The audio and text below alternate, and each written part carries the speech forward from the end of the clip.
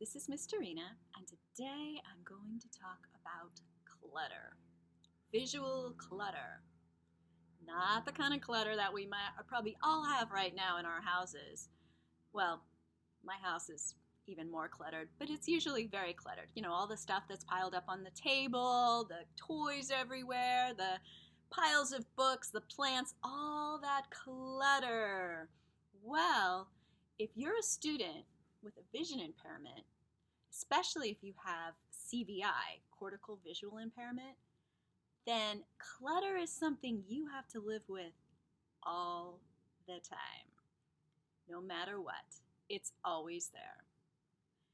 You and I can clean away the clutter and have a smooth open space, put everything away, but our students may still sit and look around the living room and see so many objects they have no idea what they should be looking at.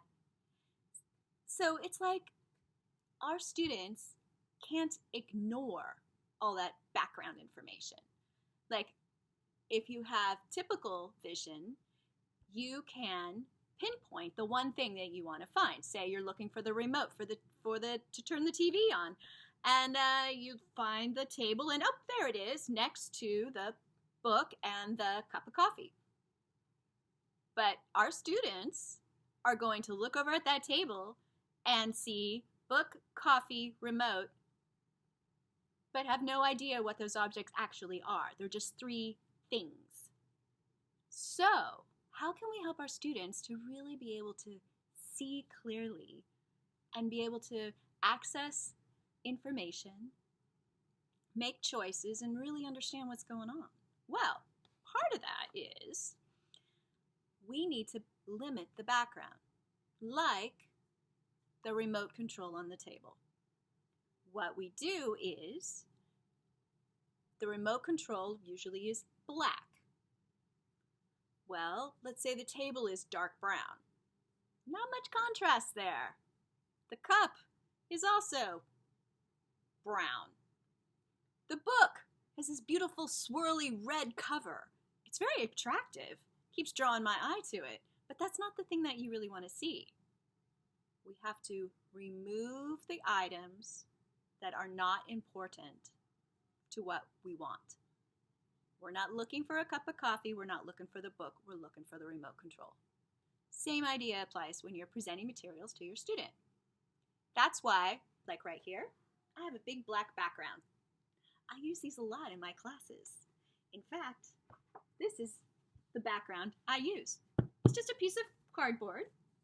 This is like a plastic board with black fabric wrapped on it. It's this, like a piece of black flannel. And that way, if I want to show something, let's say my inhaler. I only have to use it during spring. So, pretty easy to find, yeah? Okay, what if I'm holding it like this? Really hard to see. So, we eliminate the background, which is me, and there it is, very clear. So when you're presenting materials to your student at home, or even if you just want to show them something, it doesn't even have to be related to their classroom. This is something you can do all the time, every day, when you're thinking about it. When you're, working in the kitchen and you guys are hanging out and you're cooking together and your student is watching you and you're talking about the smells and the sounds. Maybe you want to show them, look, here's my water bottle. Well, okay, that's pretty clear. I mean, pretending that it's not covered in stickers, this is definitely not for students. But there's the water bottle. How can you present this so that it's very clear this is what they're going to look at? This is a water bottle.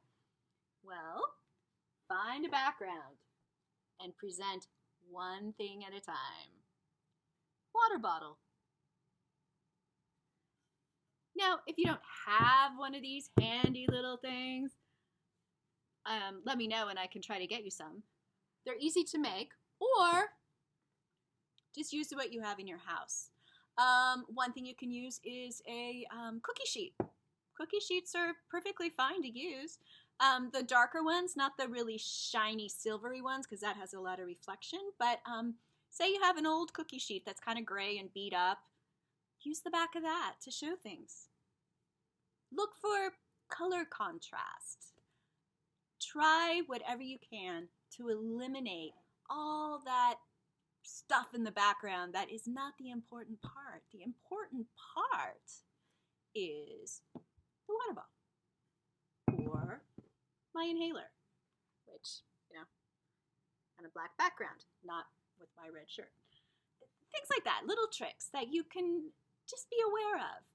It might look like you've cleared the clutter on your kitchen counter while you're cooking, but have you really cleared the clutter for your student to really watch and see what you're doing? So just think about it. Take a look around. When you're showing things to your student, when you're asking them to make a choice between one thing or another thing, can they really see what those things are? Even if you're describing them clearly, maybe they can't see them clearly because there's too much other information and they don't really know what they're supposed to be looking at. So, something to think about.